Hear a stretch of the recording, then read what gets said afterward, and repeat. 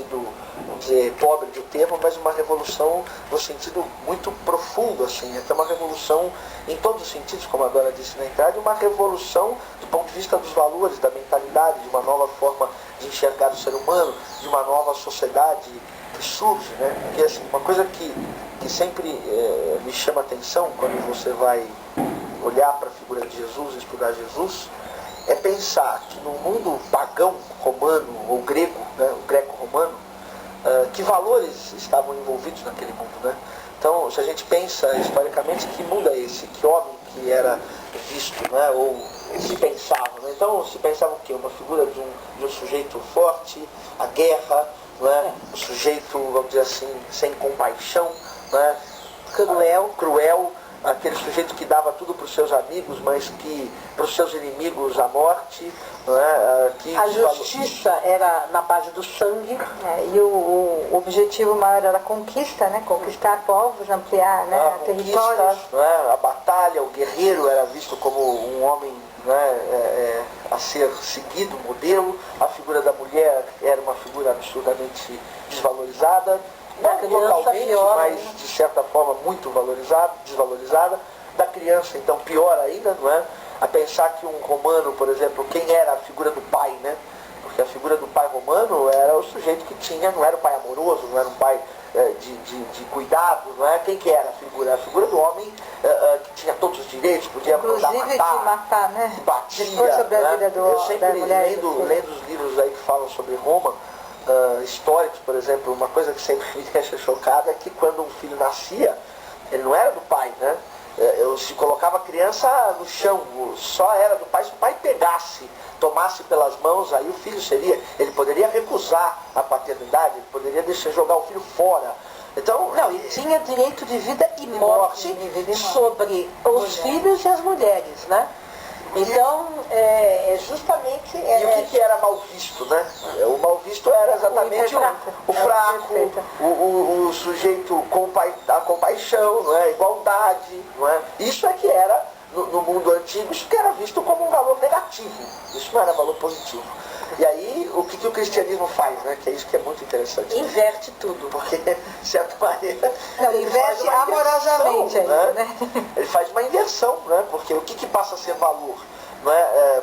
É o homem humilde, é o homem fraco, é o homem da compaixão, da bondade, bom de coração, mas fraco do ponto de vista físico, né? Do ponto de vista do guerreiro. Não o que domina. Não o que domina, não o que destrói. Quer dizer, isso foi um impacto, isso foi uma mudança de mentalidade jamais vista na história humana, ou pelo menos na história ocidental, não é? Porque quando você fala do que conquista, o que domina, né, o forte, o contraposto a isso é você dizer que todos são livres, né? Isso. Aí isso já então, quebra o paradigma. Iguais. Imagina, a ideia de igualdade. Iguais, né? Quebra o paradigma, né? Porque a ideia de igualdade não existia, né? Quer dizer, esses valores eram valores de quem? Do homem escravo, do homem que não tinha valor nenhum, né? São antivalores. Eu só queria relembrar que o que todo mundo hoje defende, muita gente, não todo mundo, mas muita gente defende arduamente no filósofo Friedrich Nietzsche, é justamente essa nova inversão. Ele volta para os valores grecos romanos, né?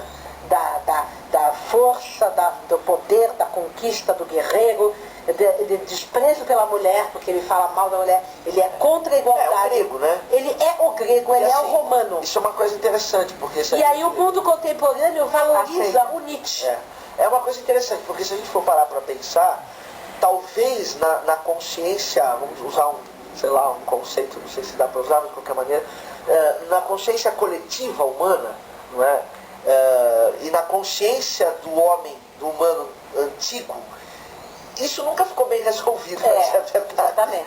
Porque eram valores muito acima, muito inacessíveis, vamos dizer tanto assim. Tanto que a maioria dos cristãos, embora se denominando cristãos, continua exercendo o domínio sobre a mulher, sobre a criança, mesmo escravidão, conquista, etc.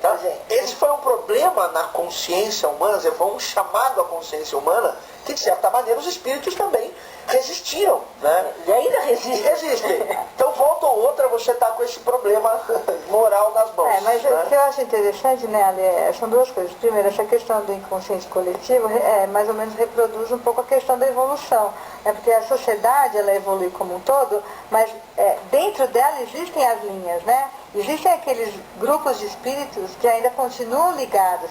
Porque existe uma máxima, não sei se vocês já ouviram, que o difícil não é aceitar ideias novas, né? É deixar as antigas. Né? Então não é porque você se dá conta disso, e você muitas vezes acha que deve ser, que você consegue assumir para a sua vida, né? Então eu acho interessante essa preocupação nossa e de algumas linhas aí, da gente renovar e esclarecer qual é a visão de Jesus, o porquê, para que as coisas vão sendo absorvidas, né, pelos espíritos, porque é muita novidade, né? Aqueles espíritos que têm aquela... Agora, no meu modo de ver, essa foi, vamos dizer assim, a maior revolução. E isso mostra o quanto Jesus era um espírito evolutivo. Não só pela moralidade daquele momento, não só por aquilo que ele fazia, mas por esse impacto tão profundo, porque isso é uma coisa absurda, né? Você imaginar, vamos dizer assim, a igualdade da mulher, do homem, a elevação do pobre, né? Como sendo modelo, uma coisa impensada. A criança, então, isso é uma coisa que foi um impacto muito profundo. Eu vou ler agora um